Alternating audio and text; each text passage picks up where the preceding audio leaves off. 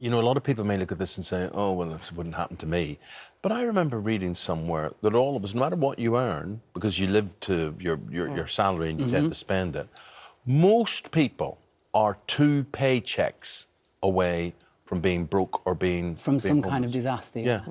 And this was when I started doing this storyline at the beginning of the year in January, I knew somebody. I wasn't friends with him, but I knew somebody who contacted me on Facebook, and it was only by chance that I saw it in those kind of, you know, unsolicited messages you get because you're not friends with somebody.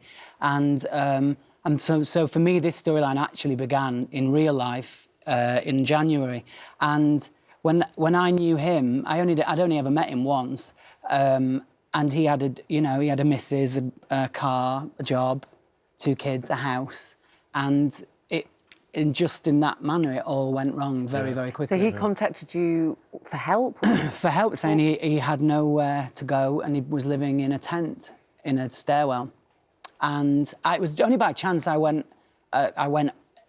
Somebody had sent me a message about something else, and I had to go into this thing that I didn't know existed. This pot of messages, and I saw it was the top one, and I read it, and so I contacted Barnabas, which is a charity in Manchester, homeless charity, who work in conjunction with people like Shelter, who have helped us with the storyline. But this all happened in January, way before this I even knew about it. So when you got the script for this storyline... Well, I got a phone call, because I kept having these odd lines about Sean pretending about a job, and so I rang upstairs and said, I'm not sure why...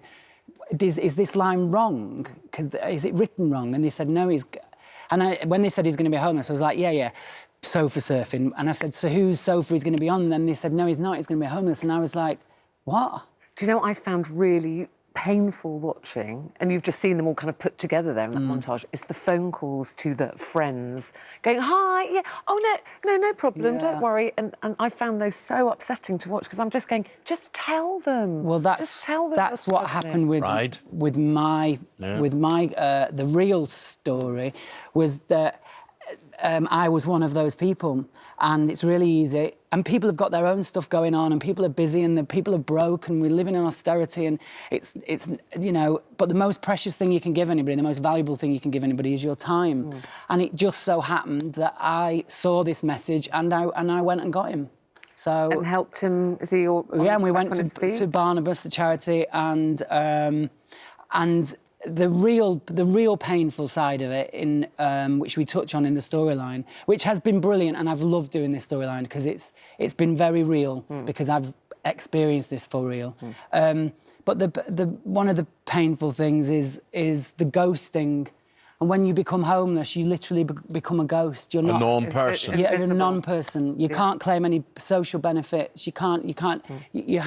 You're just a ghost. You have to have an address, you have to have a postcode. You have to have an address to get money, to get benefits. So what would you say to, like, the one piece of advice, if you had, to say, where do you start? If you are that person, or you're worried now... You speak.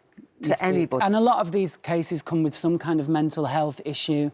And, you know, mental illness is the disease and talking is the cure. And it's like you've seen there, it's about... Sean begins this constantly ringing people, trying, but doesn't actually say what the problem is.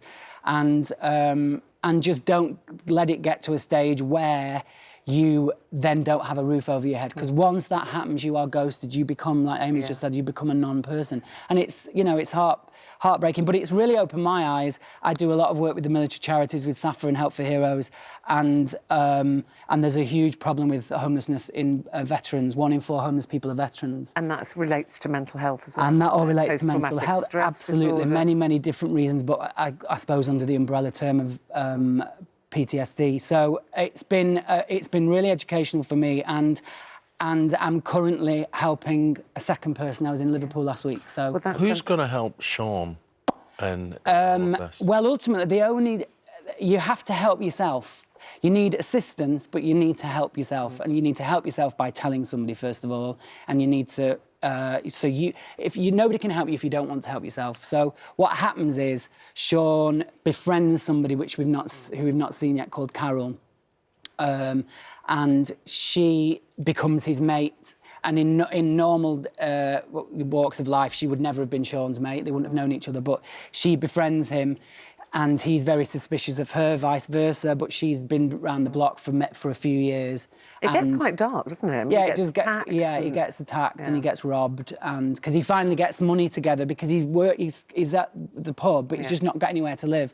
So he's pretending he's getting up and going to work, but he's pretending that he's going home afterwards, and he's not. He describes this place as a really small but nice place, you know, just in town. A very, very different storyline for him because we're so used to kind of happy-go-lucky Sean, aren't we? Yeah. You're glad to be doing something. I've absolutely loved it, and it's been written brilliantly, and it's been plotted out brilliantly, and so it was. And it's one of Kate, who's just left as our producer. It's one of her last storylines, which now crosses over with Ian, our new producer, because it's now on screen. Yeah. So it's been from a professional point of view, it's been really, really lovely, and it's been really smartly plotted out.